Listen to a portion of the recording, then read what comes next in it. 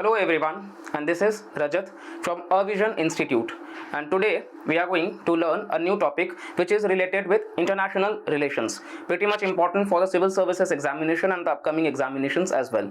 So let's begin and see what is the current context, and that is dealing with India-Sri Lanka relations. So, moreover, we have witnessed too much about Russia, Ukraine. Now it's the issue about India and Sri Lanka, both the neighbors, and what is the current issue, what is the context, we should go through it.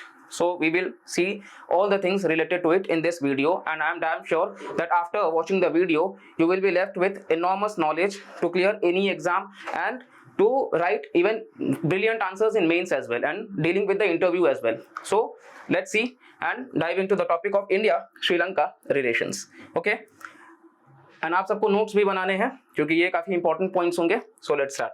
So why in news, firstly let's see. तो India ने return financing assurances भेजा है IMF को, international monetary fund. इसका काम क्या होता है?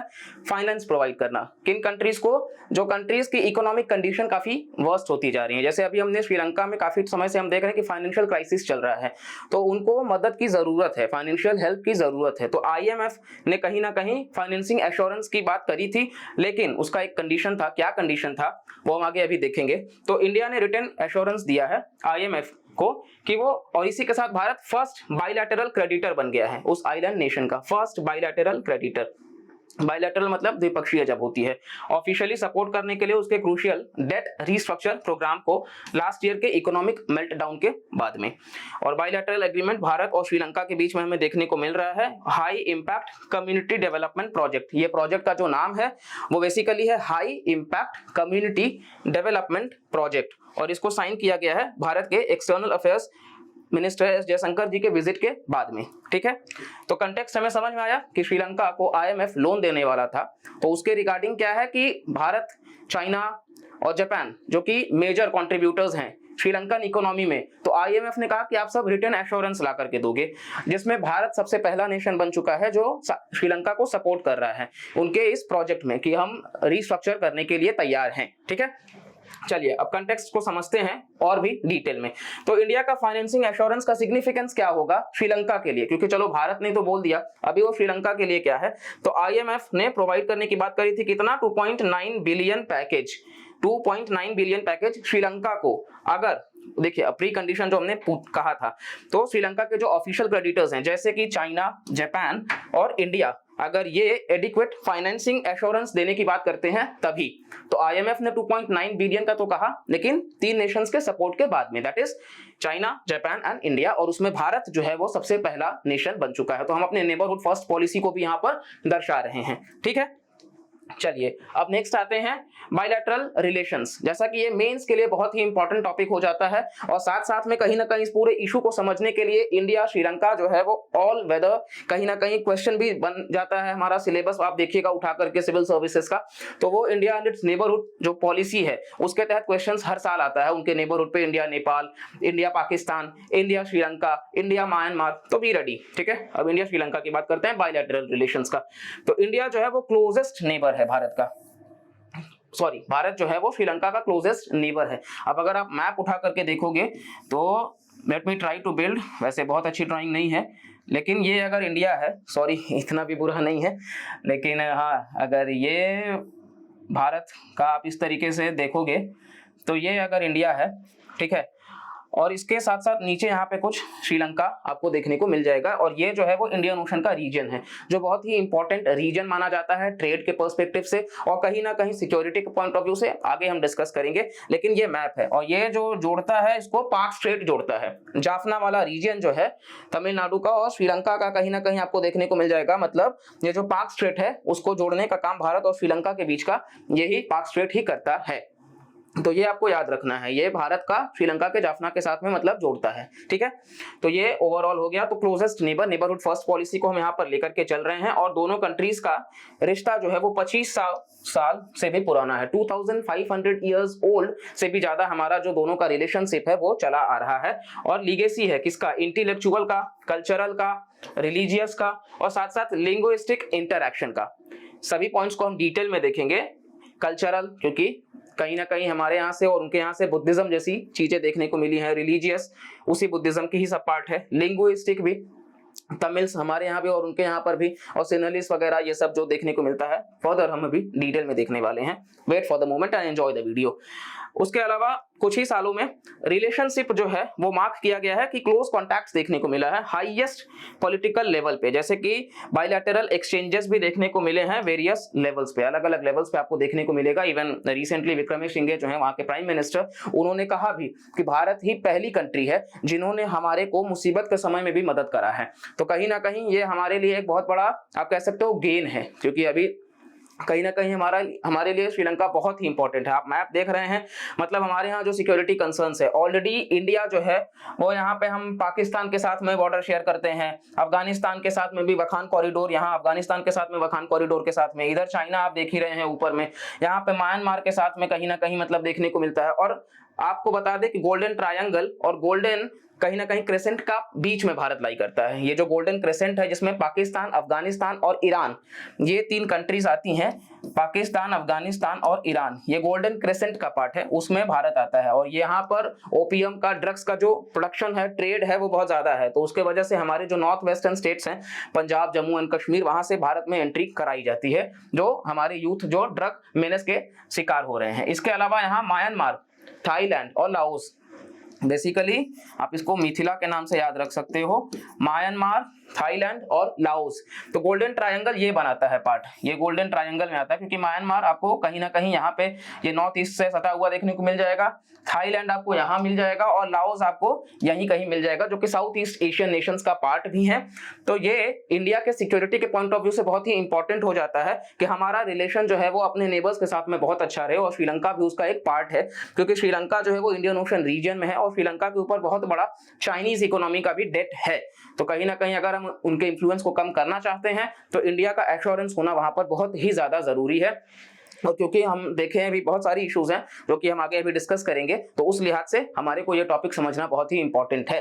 ठीक है, तो ये आपका हो गया। और नेक्स्ट इसके अलावा अब हम आते हैं कि पॉलिटिकल रिलेशंस क्या है। हमने बायलैटरल देखा, अब पॉलिटिकल बात करते हैं। तो developmental assistance projects for the internally displaced persons, जो डिस्प्लेस किए गए हैं लोगों को एक जगह से दूसरे जगह पे, ये उनके लिए डेवलपमेंटल असिस्टेंस प्रोजेक्ट्स चलाया जा रहा है, उनका विकास किया जाएगा। ठीक है, अगर उनको एक जगह से दूसरे जगह शिफ्ट किया गया है तो प्रॉपर उनको हाउसिंग फैसिलिटी प्रोवाइड कराया जाए, हेल्थ, एजुकेशन, ये सारी फैसिलिटीज, साथ साथ में कहीं ना कहीं जॉब अपॉर्चुनिटीज भी दी जाए। तो इंटरनली डिस्प्लेस्ड पर्संस के लिए डेवलपमेंटल असिस्टेंस दिया जा रहा है। और डिसएडवांटेजेड सेक्शंस जो हैं पॉपुलेशन का श्रीलंका में, उनको कहीं ना कहीं भारत जो है वो अपने हेल्प से कोशिश कर रहा है कि ये चीजों को खत्म करने के लिए। ठीक है, ये आपको मेंस में ये कीवर्ड्स बहुत काम आएंगे, तो इसीलिए आप नोट्स बनाते चलिए, और साथ साथ में कहीं ना कहीं आपको टॉपिक की अंडरस्टैंडिंग के लिए भी बहुत ही इंपॉर्टेंट है। दूसरा है कि पिछले 3 दशकों से आप अगर देखोगे तो लॉन्ग आर्म्ड कॉन्फ्लिक्ट चल रहा है बिटवीन श्रीलंकन फोर्सेस और LTTE। ये हम फिर कभी आपको बता देंगे क्योंकि बहुत लंबा हो जाएगा, बट इतना ध्यान रखिएगा कि ये भी एक वायलेंट ग्रुप है जो कहीं ना कहीं डिमांड करता होता है तमिलियन इश्यूज को रेस करने के लिए। तो ये लॉन्ग आर्म्ड कॉन्फ्लिक्ट जो है श्रीलंकन फोर्सेस के बीच में और LTTE के बीच में, और ये 2009 में खत्म किया गया क्योंकि 3 दशकों के ऊपर से चल रहा था। और इंडिया जो है वो सपोर्ट करता है right of the government of Sri Lanka. हम हमेशा, भारत जो है वो लार्जेस्ट डेमोक्रेटिक नेशन है और कहीं ना कहीं हम डेमोक्रेसी को हमेशा सपोर्ट करते हैं। हम नहीं चाहते हैं कि अथॉरिटेरियन रेजिम आए या किसी भी तरीके से मोनोपोली हो किसी का। तो कहीं ना कहीं पीपल ऑफ इंडिया, जैसे हमारे यहाँ पे है we the people of India, लोगों के द्वारा लोगों के लिए, तो उसी तरीके से हर नेशन में हो, ऐसा हमारा हमेशा से सोच होता है। और ये टेररिस्ट फोर्सेस के खिलाफ में भी एक्ट करने की बात होती है। तो कहीं ना कहीं अगेन सिक्योरिटी के पॉइंट ऑफ व्यू से बहुत ही इंपॉर्टेंट हो जाता है कि चीजों को हम अपने मेंटेन करके चले, क्योंकि तमिलनाडु वगैरह से काफी ज्यादा सटा हुआ है, तो वहां से भारत में एंटर करके आना और बाकी चीजों को स्प्रेड करना नक्सलिज्म के फॉर्म में और इंटरनल सिक्योरिटी के लिए चैलेंज हो जाना, वो एक बहुत बड़ा टास्क है। इसके साथ में ये हाईएस्ट लेवल दिखाता है डीप कंसर्न, क्योंकि कहीं ना कहीं तमिल सिविलियन पॉपुलेशन का, जैसा कि आपको हम बताएं, और तमिल सिविलियन पॉपुलेशन को भी ध्यान में रख करके चलना है और उनके राइट्स और वेलफेयर को, ताकि LTTE के खिलाफ ये हॉस्टिलिटीज, मतलब वापस से जो LTTE हैं वो वापस से चैलेंजेस ना रेज करें। तो इसीलिए हम पॉलिटिकल रिलेशंस को भी सुधारने की कोशिश कर रहे हैं और साथ साथ में नेशनल रिकंसिलिएशन की जरूरत है ताकि पॉलिटिकल सेटलमेंट बना रहे और एथनिक इशू जो है भारत के द्वारा हाईएस्ट लेवल्स पे, उसको कहीं ना कहीं मतलब सेटल किए जा सके दोनों देशों के बीच में। और इंडिया का जो कंसिस्टेंट पोजीशन है वो कि कहीं ना कहीं जैसे श्रीलंका हमें हमेशा से यूएन सिक्योरिटी काउंसिल में कहीं ना कहीं जो परमानेंट मेंबरशिप है, जो 5 परमानेंट मेंबर्स हैं, यूएस, यूके, रशिया, चाइना और फ्रांस, तो इसके अलावा श्रीलंका हमें और बहुत सारे नेशंस हैं जो हमें सपोर्ट करते हैं कि भारत को भी परमानेंट मेंबरशिप मिलनी चाहिए। तो उसको ध्यान में रखिएगा कि श्रीलंका कहीं ना कहीं हमें उस चीज में हेल्प करता है। और इसके अलावा आप देखिएगा तो प्लूरलिज्म वगैरह और ये सारी चीजें, ह्यूमन राइट्स का, डेमोक्रेसी का, इन सारी बातों को, प्लूरलिज्म का मतलब है कि जैसे हमारे यहाँ सेक्युलरिज्म है, बहुत सारे रिलीजियंस के लोग आकर के एक साथ भारत में रहते हैं, ठीक है। ये आप देख सकते हो, हमारे यहाँ हिंदू हो, सिख हो, क्रिश्चियन हो, सब कहीं ना कहीं आपको पारसीज, जैन्स, बुद्धिस्ट सब एक साथ आकर के आपको देखने के लिए मिल जाएंगे कि रहते हैं। उसी तरीके से प्लूरलिज्म को हम सपोर्ट करते हैं कि डाइवर्स हो, एथनिक कम्युनिटी जो है वो डाइवर्स हो, ऐसा नहीं कि रेस्ट्रिक्टेड हो, ठीक है। इसके अलावा जैसा कि आपको हम बताएं कि विक्रम सिंघे जो है वो कहीं ना कहीं उन्होंने कहा कि भारत ही है जिसने हमें हेल्प करा था, only nation to help out his country through the continuing food, हमने फ्यूल और फार्मा में हमने उनको कंट्रीब्यूट किया, तो इस क्राइसिस में हमने भी उनको हेल्प किया, उस चीज का वो दर्शा रहे हैं, ठीक है। अब कमर्शियल रिलेशंस पे आते हैं। आप भी जब मेंस में आप आंसर लिखिएगा तो आप इस तरीके से आप इंडिया श्रीलंका को लिख करके आप यहाँ पे दिखा सकते हो कि बायलैटरल में क्या है, पॉलिटिकल में क्या है, कमर्शियल में क्या है, ठीक है। जैसे आप इंफ्रा, ट्रेड, एनर्जी, बहुत सारी चीजें हैं, आप इस तरीके से वहां पे दिखा सकते हो, ठीक है। इससे आपका क्या है कि रिप्रेजेंटेशन भी बहुत अच्छा रहेगा। फिर आते हैं कमर्शियल रिलेशंस पे। तो भारत और श्रीलंका साइन किए हैं Sri Lankan India Sri Lanka free trade agreement, और ये कब साइन हुआ था? 1998 में साइन हुआ था। तो हो सकता है वन लाइनर एग्जाम्स में आपसे पूछा जा सकता है कि इंडिया श्रीलंका का फ्री ट्रेड एग्रीमेंट कब साइन हुआ था, तो आपको ध्यान रखना है कि ईयर 1998 में, ठीक है। और ये फोर्स में कब आया था? तो 2000 में आया था, ये आपको ध्यान रखना है। और इसके अलावा कहीं ना कहीं इसकी वजह से ड्यूटी फ्री एक्सेस, जो कैसा होता है कि जैसे श्रीलंका से जो भी सामान आ रहा है भारत में, तो कहीं ना कहीं ड्यूटी नहीं लगाया जाएगा उस पे। इंपोर्ट ड्यूटी एक होता है, import duty in the sense कि जो भी गुड्स को हमारे यहाँ लाया जा रहा है श्रीलंका से भारत में, तो उस पर हम इंपोर्ट ड्यूटी नहीं लगाएंगे, ड्यूटी फ्री एक्सेस। वरना क्या होता है कि बहुत ज्यादा जब हमारे यहाँ इंपोर्ट आता रहता है तो हम फिर ड्यूटी लगा देते हैं, क्योंकि हमारे एक्सपोर्ट्स को फिर मतलब उतना ज्यादा प्रमोशन नहीं मिलता है, तो उसको बचाने के लिए हम इंपोर्ट ड्यूटी लगाते हैं। लेकिन जब फ्री ट्रेड एग्रीमेंट साइन हो जाता है तो वो ड्यूटी फ्री एक्सेस हो जाता है कि अभी आप लाओ, मतलब अभी वो इंपोर्ट ड्यूटी नहीं लगेगा या फिर कम लगेगा, ठीक है। और ड्यूटी प्रेफरेंसेस टू गुड्स, जो भी सामान होंगे उनको प्रेफरेंस भी दिया जाएगा कि चलो ये श्रीलंका का है तो हम पहले इनको लेंगे, इस तरीके से प्रेफरेंसेस भी दिया जाता है। ये दोनों देशों के बीच का रिश्ता है।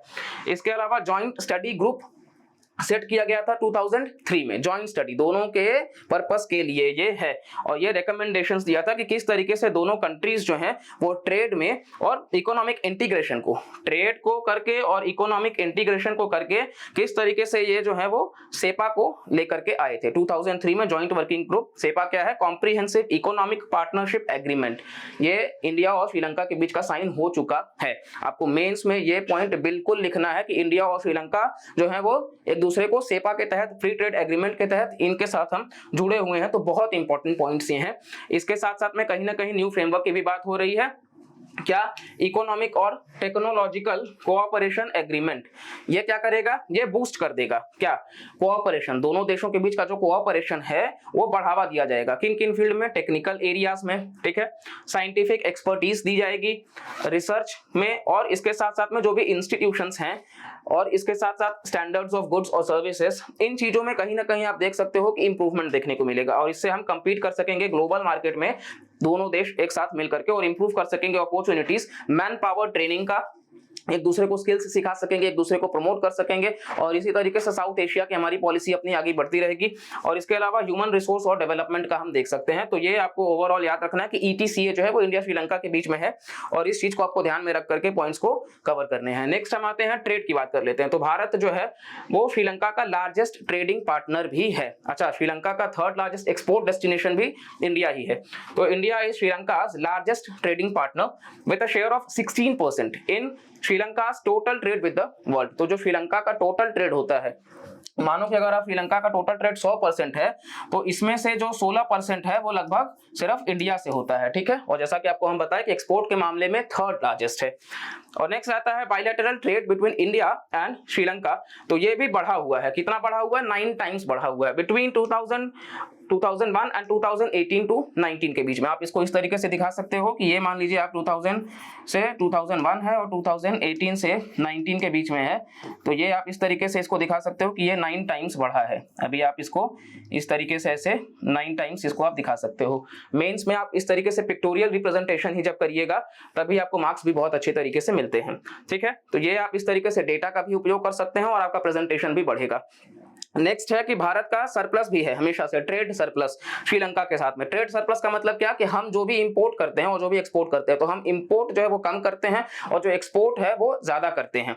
इस वजह से हमारे को ट्रेड सरप्लस मिल रहा है। और यूएस और बाकी सारी कंट्रीज के साथ में भी हमारा ट्रेड सरप्लस है, लेकिन बहुत सारे नेशंस हैं जैसे चाइना और बाकी सारे नेशंस भी हैं जहां पे हमको ट्रेड डेफिसिट भी देखने को मिलता है।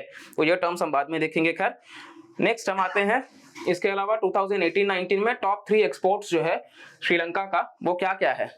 भारत टॉप 3 जो एक्सपोर्ट्स करता है श्रीलंका को वो क्या करता है, तो मिनरल फ्यूल्स हम करते हैं, शिप्स एंड बोट्स हम करते हैं और व्हीकल्स करते हैं, जो कि 43% है टोटल एक्सपोर्ट्स का श्रीलंका को। तो मोटा मोटा आप याद रख सकते हैं, ऐसा कुछ बहुत इंपॉर्टेंट नहीं है।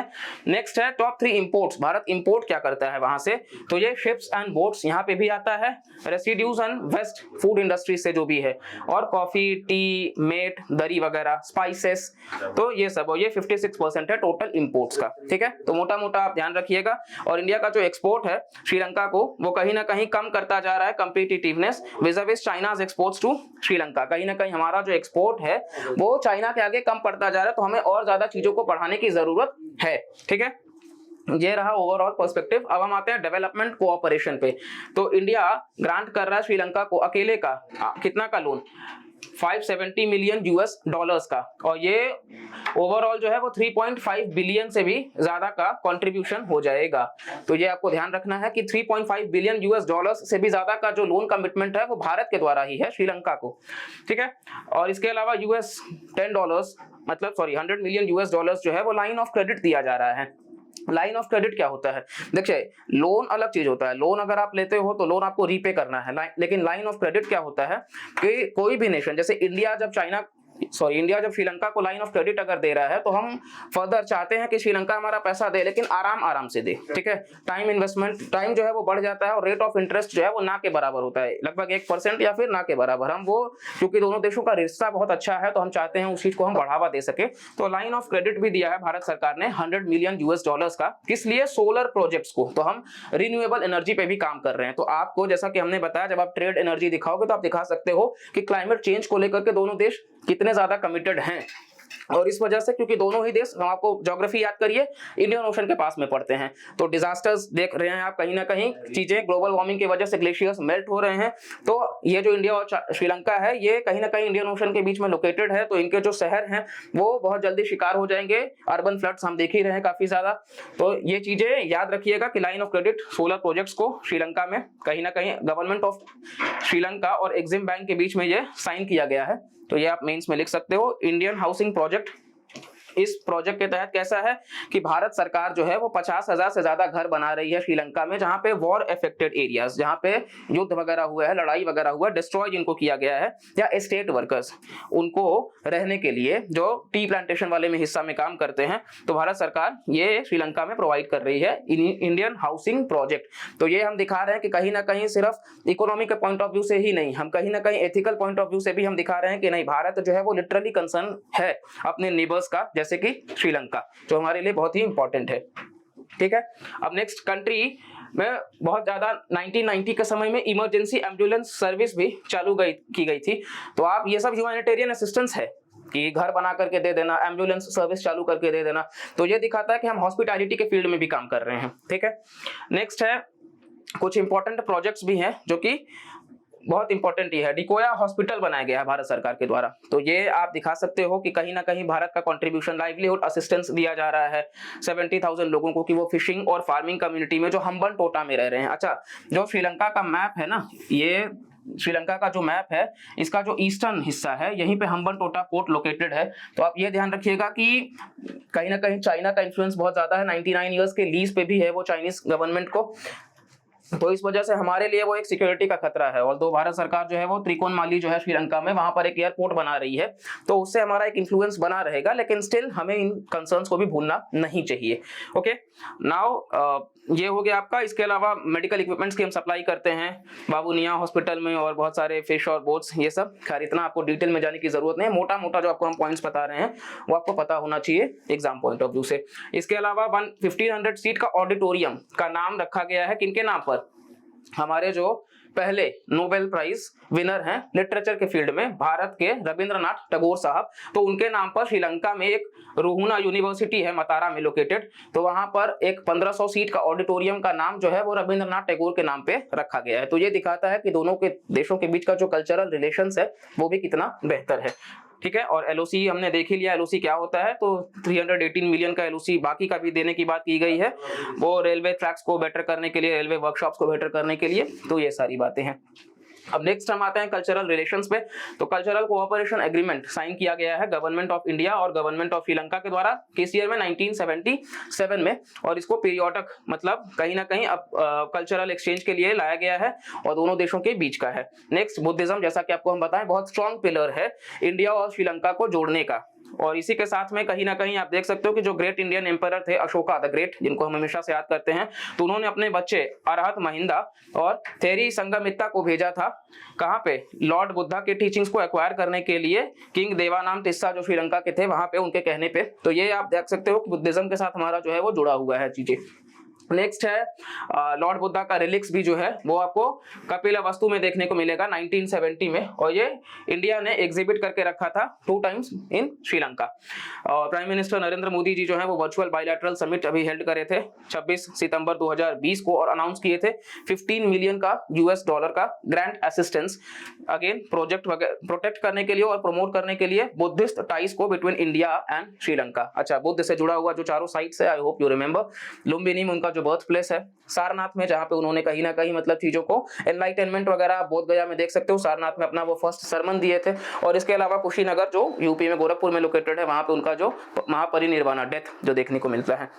तो इस तरीके से प्राइम मिनिस्टर जो है हमारे वो जोड़ रहे हैं चीजों को कि बुद्ध के द्वारा भारत और श्रीलंका जो है वो आगे बढ़ सके।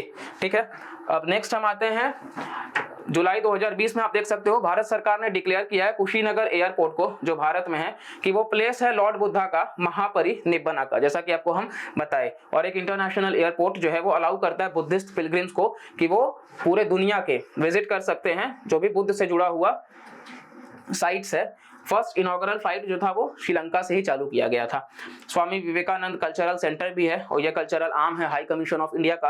हाई कमीशन ऑफ इंडिया कहाँ पे है? कोलंबो। अच्छा, हाई कमीशन और एम्बेसी ये सब जो है वो हम किसी और वीडियो में डिस्कस करेंगे, लेकिन ये ध्यान रखिएगा कि हाई कमीशन हम उन्हीं को कहते हैं जो कॉमनवेल्थ नेशंस का हिस्सा है। तो इंडिया क्योंकि हमारे ऊपर अंग्रेज हुकूमत करके गए थे, तो हम कॉमनवेल्थ नेशंस का हिस्सा है, इस वजह से इंडिया इवन श्रीलंका भी है, तो हम हाई कमीशन का इस्तेमाल करते हैं।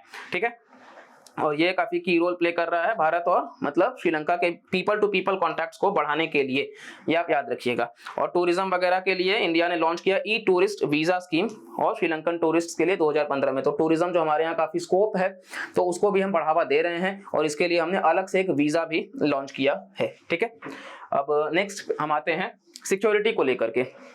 तो मिलिट्री एक्सरसाइज देखने को मिलता है, क्या नाम है इसका? मित्र शक्ति। मित्र शक्ति जो है वो, सॉरी शक्ति का स्पेलिंग SHAKTI। ठीक है, तो ये मित्र शक्ति जो है वो काफी इंपॉर्टेंट है, आप लोगों को ध्यान रखना है। ये मिलिट्री एक्सरसाइज है बिटवीन इंडिया एंड श्रीलंका, तो बायलैटरली देखने को मिलता है। और नेवल एक्सरसाइज क्या नाम है इसका? SLINEX, SLINEX, ये आपको ध्यान रखना है। प्रीलिम्स में पूछा जा सकता है या वन लाइनर एग्जाम्स में पूछा जा सकता है कि SLINEX जो एनुअल एक्सरसाइज है वो किन दो देशों के बीच में होता है? तो इंडिया और श्रीलंका के बीच में। मित्र शक्ति इंडिया और श्रीलंका के बीच में, लेकिन ये मिलिट्री है और वो नेवल है। ठीक है, और डिफेंस टीम्स जो है दोनों देशों के बीच का, वो रिसेंटली कोलंबो सिक्योरिटी कॉन्क्लेव में मिले थे, और ये कोच्चि भारत में देखने को मिला था डिफेंस टाइज का। कोलंबो सिक्योरिटी कॉन्क्लेव जो है उसके ऊपर हम एक अलग से वीडियो बना देंगे। कोलंबो सिक्योरिटी कॉन्क्लेव में इंडिया, श्रीलंका, ये सारे जो नेशंस हैं वो एक पार्ट है। ठीक है, जिसको चाहिए होगा कमेंट सेक्शन में बता दीजिएगा। इश्यूज की बात करते हैं, क्या इश्यूज है भारत और श्रीलंका के बीच में। तो पहला है किलिंग ऑफ फिशरमैन, फिशरमैन को मारना। अब हमने मैप में देखा ये दोनों देश काफी जुड़े हुए हैं, और वो भी टेरिटोरियल उतना नहीं लेकिन एक्वाटिक तरीके से ज्यादा। तो पानी हम किसी देश का बांट नहीं सकते ना। अभी हम जमीन तो बांट सकते हैं कि ये हिंदुस्तान का है और वो श्रीलंका का है, लेकिन हम पानी को तो नहीं बांट सकते। तो इस वजह से कई बार, और फिशरमैन बेचारे वो ज्यादा पढ़े लिखे नहीं होते, तो उनको इतना बाउंड्री पता भी नहीं होता कि डिमार्केट किया गया है या नहीं किया गया है, तो वो फिशिंग करते करते आगे निकल जाते हैं। और इस चक्कर में क्या होता है कि कई बार इंडियन फिशरमैन जो है वो, श्रीलंकन पुलिस उनको अरेस्ट कर लेती है, डिटेन कर लेती है, और कई बार मारा पीटा जाता है। तो इस तरीके से, और कई बार लोगों के द्वारा मार भी दिया जाता है। तो किलिंग ऑफ फिशरमैन जो है वो एक मेजर इशू बन के रह जाता है। दोनों देशों के बीच का ट्रॉलिंग नेट्स इस्तेमाल किया जाता है, जिसकी वजह से एक्वाटिक इकोसिस्टम जो है वो वीक होता जा रहा है। तो एनवायरमेंटली भी एक ये इशू है कि ट्रॉलिंग जोन नहीं यूज किया जाए। इसके अलावा 2019 और 20 में ये डेटा, खैर आप नहीं भी लिखिएगा तो चलेगा, कि इतने लोग अरेस्ट हुए थे और इतने बोट्स को कॉन्फिस्केट किया गया था, उसकी जरूरत नहीं है। कीवर्ड यही है कि फिशरमैन के साथ में जो इश्यूज देखने को मिलते हैं। नेक्स्ट है इन्फ्लुएंस ऑफ चाइना। अब कहीं ना कहीं चाइना वो नेशन है जो स्ट्रिंग ऑफ पर्ल्स के तहत भारत को कहीं ना कहीं, एक तरीके से आप कह सकते हो कि अपनी मल्टी अलाइनमेंट पॉलिसी के तहत भारत को घेरने की कोशिश कर रहा है। तो चाइना का जो रैपिडली ग्रोइंग इकोनॉमिक फुटप्रिंट है वो श्रीलंका में भी देखने को मिल रहा है आपको। चाइना पाकिस्तान इकोनॉमिक कॉरिडोर के तहत वो जो वहाँ पाकिस्तान के ग्वादर पोर्ट में वो कनेक्ट कर रहा है, और फर्दर बाकी सारे नेशंस में भी, जहां पे हम्बन टोटा से भी उसने जोड़ा है। तो ये आप ध्यान रखिएगा कि चाइना का जो इन्फ्लुएंस है वो बढ़ता जा रहा है, और इसकी वजह से भारत के इंटरनल सिक्योरिटी के लिए और एक्सटर्नल सिक्योरिटी के लिए एक बहुत बड़ा थ्रेट निकल के आ रहा है। क्योंकि जो सी लेन्स ऑफ कम्युनिकेशन है वो फ्री होना चाहिए। जैसा कि आप देख सकते हो कि जो क्वाड बनाया गया है, जिसमें इंडिया, ऑस्ट्रेलिया, यूएस और जापान है, इनका पर्पस यही है कि फ्री, ओपन और इंक्लूसिव इंडो पैसिफिक होना चाहिए। सी लेन्स ऑफ कम्युनिकेशन जो है वो आसानी से होना चाहिए, ट्रेड वगैरह होना चाहिए, किसी एक नेशन के द्वारा कंट्रोल नहीं किया जाना चाहिए रीजन को। तो ये चीज है। और इसके अलावा आप देख सकते हो कि चाइना जो है वो बहुत बड़ा इन्वेस्टर है श्रीलंका में। 23.6%, लगभग आप कह सकते हो 24% जो टोटल एफडीआई आता है 2010 से 2019 के बीच में, वो श्रीलंका से ही था। और भारत का कितना है उतने टाइम पीरियड के बीच का? सिर्फ 10.4। आप अगेन कंपैरिजन के लिए उस चार्ट, वैसे चार्ट बना करके आप दिखा सकते हो कि लगभग 24% जो एफडीआई 2010 से 2019 के बीच में है वो चाइना का है, जबकि भारत का सिर्फ 10.4% है। तो हम अभी भी काफी पीछे हैं उस चीज में इन्वेस्टमेंट के पॉइंट ऑफ व्यू से, बिकॉज चाइना के पास में काफी बड़ा वेल्थ पॉकेट्स है, और इंडिया उस हिसाब से हम सक्षम नहीं है कि हम बहुत ज्यादा मतलब कहीं ना कहीं असिस्टेंस दे सके। नेक्स्ट हम आते हैं 13th amendment of the Sri Lankan constitution. अभी ये क्या है? ये कहीं ना कहीं कॉन्स्टिट्यूशन में अमेंडमेंट 1987 की ही बात है, जब वो कर दिया गया था कि हाँ, दोनों देशों के बीच का जो भी इश्यूज है फिशरमैन का, जैसे हम आपको बताए, और सिन्हलीज तमिल्स के बीच का जो इशू है, इस चीज को रिजॉल्व किया जा सके। लेकिन इस चीज को खत्म करने के लिए अभी भी ये 13th कॉन्स्टिट्यूशन अमेंडमेंट एनफोर्स नहीं हुआ है, फोर्स में अभी तक नहीं आया। तो इसको आ जाना चाहिए ताकि जो ह्यूमन राइट्स का वायलेशन हो रहा है वो भी ना हो।